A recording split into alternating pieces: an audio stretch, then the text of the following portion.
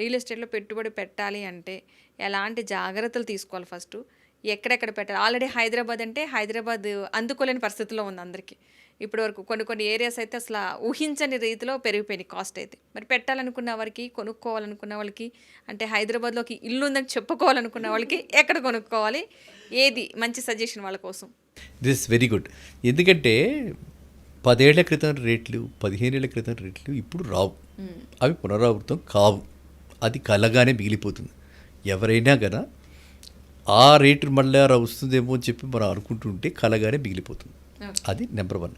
Number 2, తీసుకోవాల్సిన జాగ్రత్తలు మనం పదే చెప్తున్నాము.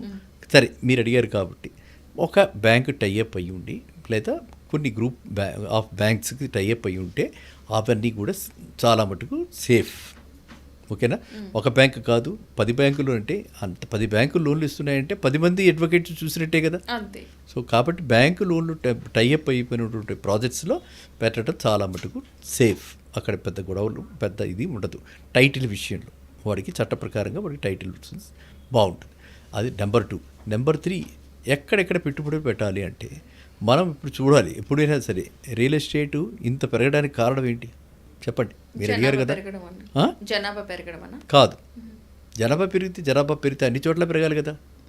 జనాభా ఒక హైదరాబాద్లోనే పెరిగింది. ప్రత్యేకించి హైదరాబాద్లో అంటారా? హైదరాబాద్ కూడా జనాభా వస్తున్నట్టే కదా. వస్తున్నారు, జనాభా వచ్చారు. హైదరాబాద్లో కూడా మీకు స్టాటిస్టిక్స్ చెప్పాలంటే గత సంవత్సరం అంత ముందర 3,000 మంది నెల 3,000 ఫ్యామిలీస్ వచ్చాయి లోపల. ఇప్పుడు అయిపోయింది, అంత ఇన్ఫ్లేషన్ ఫ్లో తగ్గిపోయింది. 3,000 ఫ్యామిలీస్ కాబట్టి పెరిగాయి. జనాభా ఇక్కడ వాళ్ళే కాకుండా వేరే వాళ్ళు కూడా వచ్చి ఇక్కడ సెటిల్ అయ్యారు. బట్ అది మెయిన్ కాదు. ఇక్కడ ఎందుకు వచ్చారు 3,000 మంది?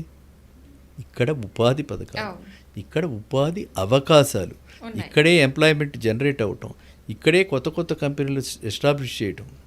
దానివల్ల వేరే స్టేట్స్ వాళ్ళంతా ఇక్కడికి వచ్చి సెటిల్ అయ్యారు, ఇక్కడ ఉన్నారు. ఓకే. సో ఇప్పుడు మనం చూడాల్సింది ఏంటి? ఎక్కడ ఉపాధి కాదు,